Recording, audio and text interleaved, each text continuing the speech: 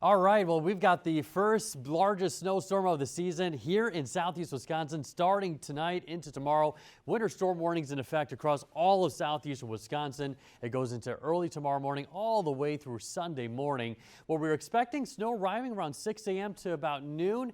Then we'll have some steady snow continuing into the day hours tomorrow into the evening.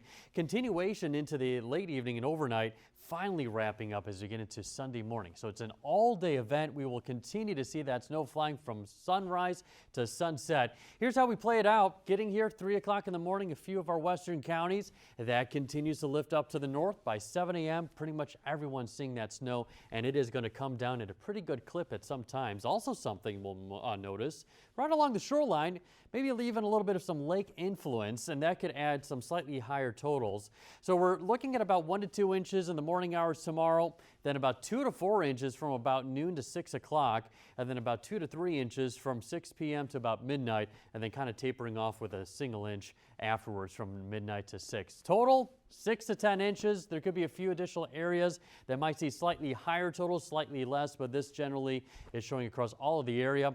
So enjoy it, stay safe, maybe stick inside during the storm and enjoy those flakes flying.